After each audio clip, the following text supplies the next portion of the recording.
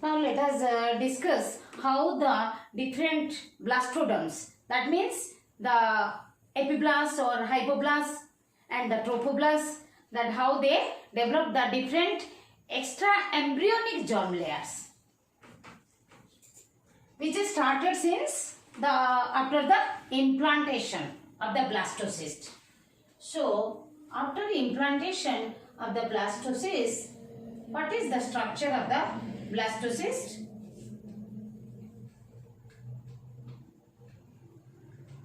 This is the trophoblast. Remember, all these cells are stem cells which are capable to give rise different germ layers. These are pluripotent stem cells, inner cell mass which forms the embryoblast. First of all, as we know, inner cell mass remains to one side, and towards which side it is there? It is called animal pole, and then there they are arranged into bilaminar embryonic disc, but afterward it descends. It descends down. Then when it descends down, the bilaminar disc, okay? Bilaminar disc descends down, forming a space, creating a space in between the epiblast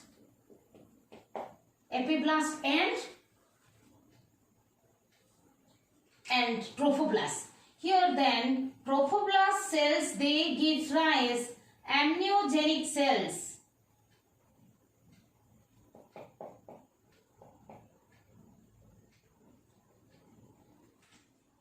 Thus, a cavity is formed called amniotic cavity,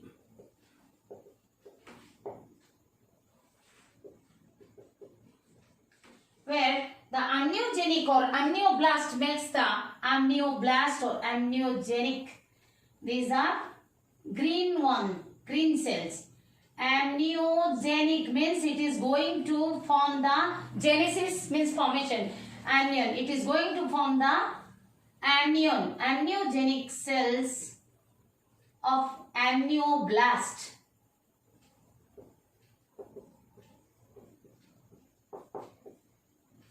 And this is trophoblast. Of course, the syncytial trophoblast is there with the finger-like projections.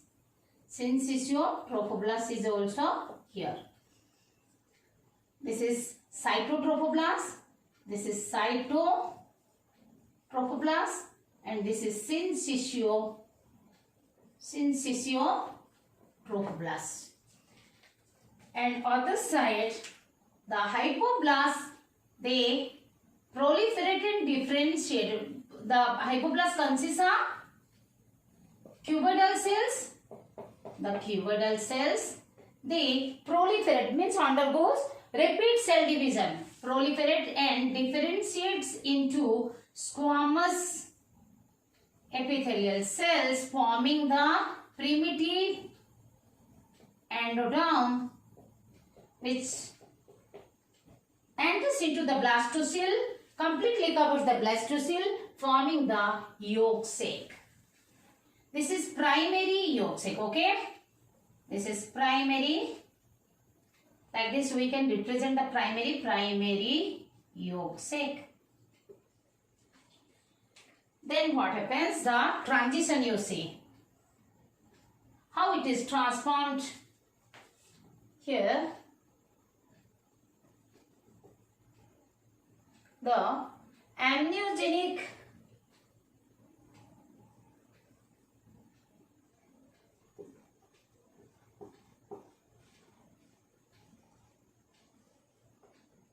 cells that are forming the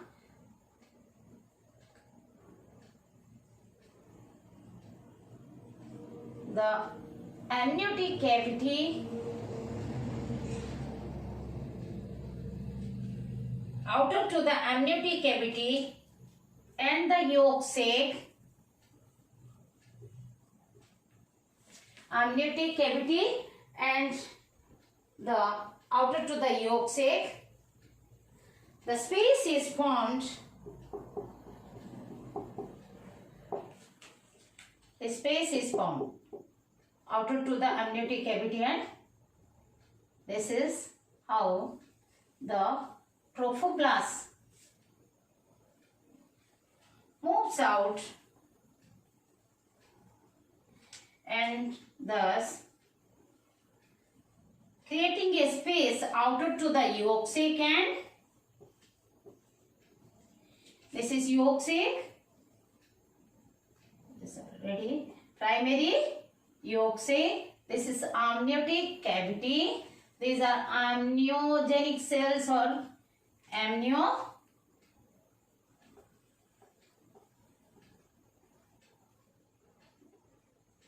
Okay. Now the space is created.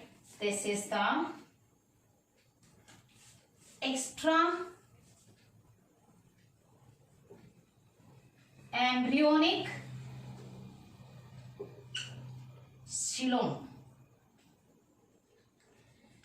As we have discussed, the extraembryonic mesodermal cells are produced by the primary yolk sac, and they migrate into this space. They covers this completely. They covers this area, the extraembryonic xylem. Then they split. First of all, they cover this space.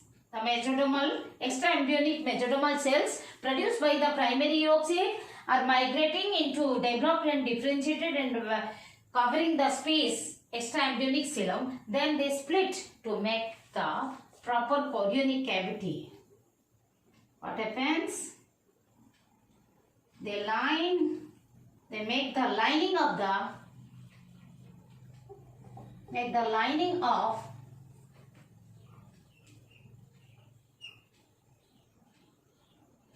the cytotrophoblast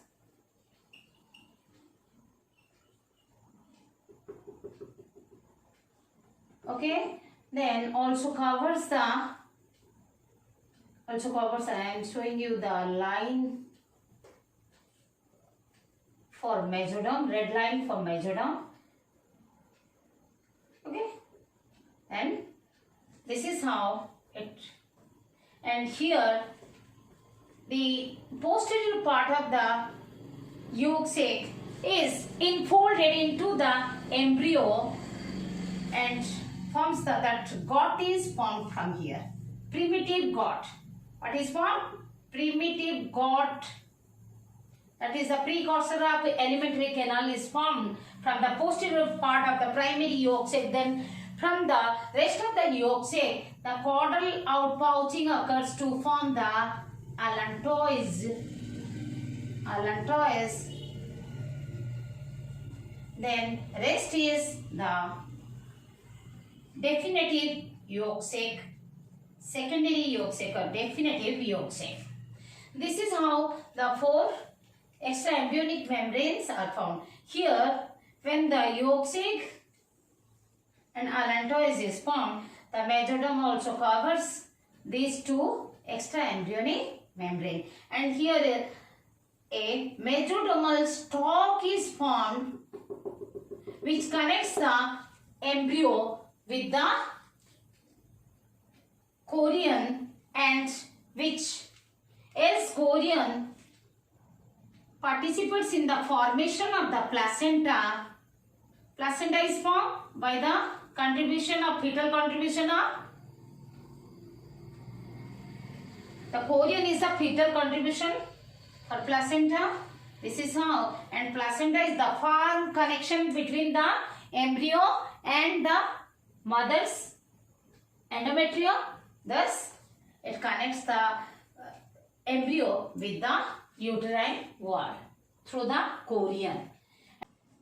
Let us see now how the 4 extraembryonic membranes are formed surrounding the embryo.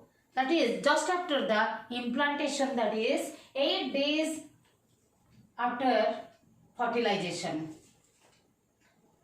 This is the embryo. After the process of gastrulation, the 3 embryonic germ layers are developed, that is embryonic ectoderm, mesoderm and endoderm. Then embryonic fold is started. Then when embryonic fold is started, due to the head fold, tail fold and lateral fold, the many organs are developed and they are pinched out and established into the separate organs. Similarly, here the yolk sac is, the posterior part of the yolk sac is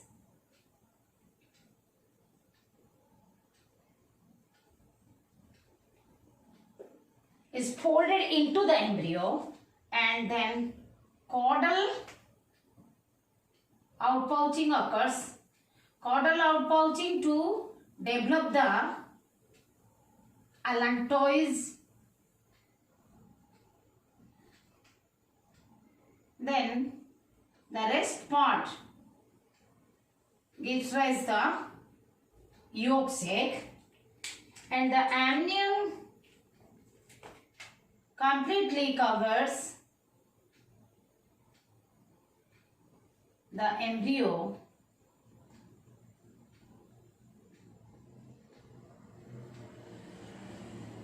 Gradually it extends, amnion extends and completely covers the embryo,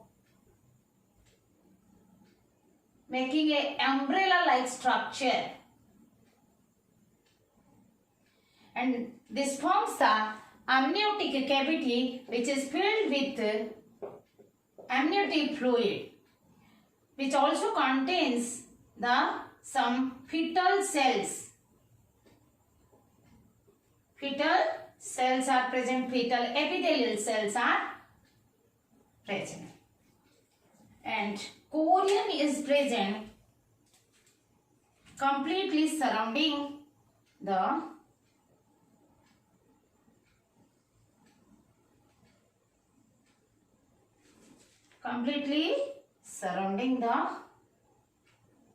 whole other parts, the embryo and the allantois, yolk sac. The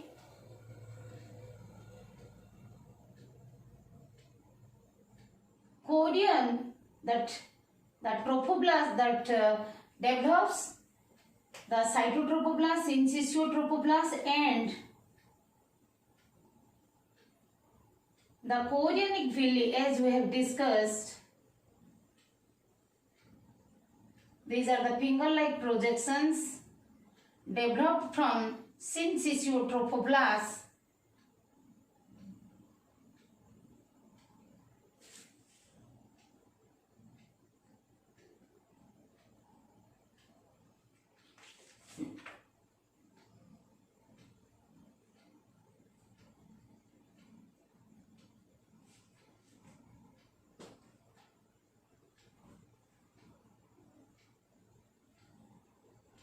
Here the chorion participates in the formation of the placenta.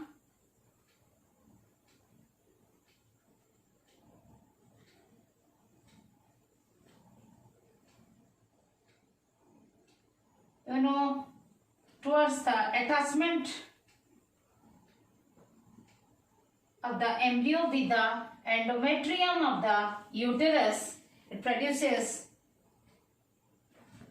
the finger-like projections more rapidly to make the interdigitation implantation, as we have studied earlier in the implantation. This is the syncytotrophoblast. This is cytotrophoblast. These are the chorionic villi. Now, as we have discussed, the proper chorion is developed when the mesoderm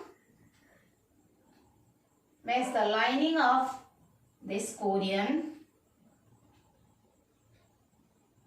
and mesoderm, this is somatopleuric mesoderm. Somatopleuric mesoderm also covers the outer part of the outer side of the amnion. Okay, this makes the amnion. It also surrounds the yolk sac and allantois. Allantois actually holds the blood vessels, and so that remain attached to the chorion. Here the mesodermal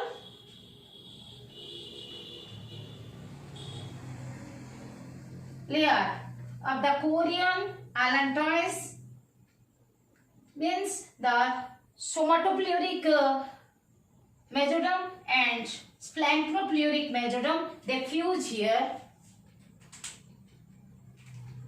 Now let us see these are.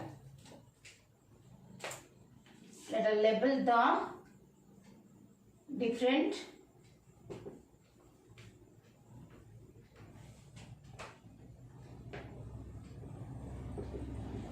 extraembryonic membranes. This is the yolk sac. This is the allantois. Allantois, which is formed after the development of, this is primitive gut. This one is, here is the primitive gut, a tube-like structure.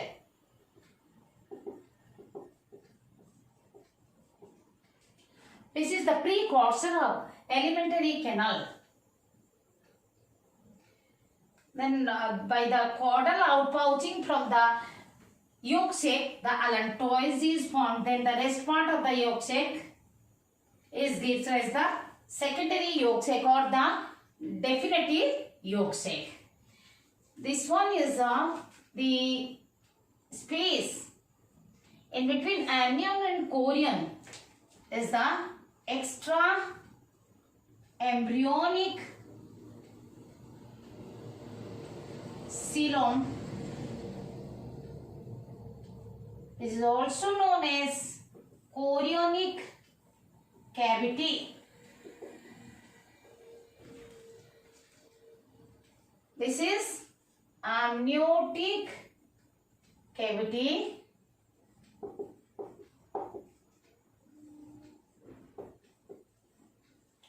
Filled with amniotic fluid,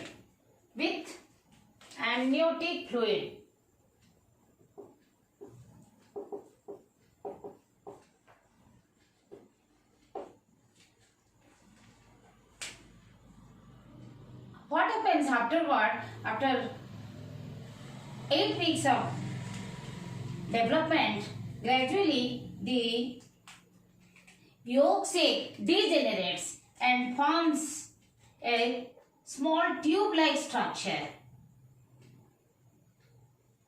which degenerates and forms the tube-like structure, and this is called remnant of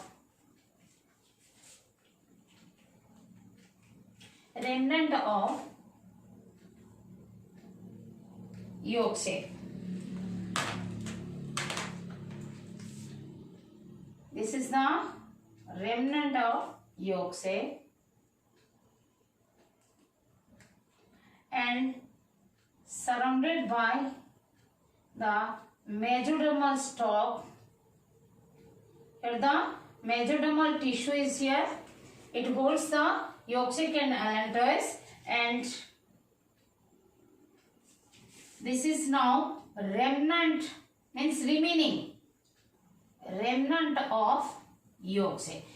In the beginning, the yolk sac is the large one, and in the early embryonic stage, yolk sac has many functions like the formation of blood vessels and formation of the primordial joint cells, even the formation of the extraembryonic mesodermal cells. They produce the extraembryonic mesodermal cells. then it degenerates. And completely this mesodermal stalk with holding this yolk sac and the allantois is known as umbilical cord, which connects the placenta and the fetus. There is a chorionic villi. Here we can level this. These two mesoderms are somatopleuric, as we have discussed. Somatopleuric mesoderm, and here which is the mesoderm lining the covering the outer part of the yolk sac and allantois is splanchnopluric. Splanchnopluric mesoderm.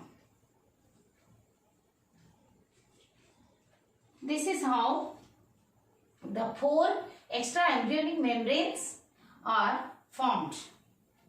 The embryo surrounded by extraembryonic membranes. 4 extraembryonic membranes I have written in abbreviation.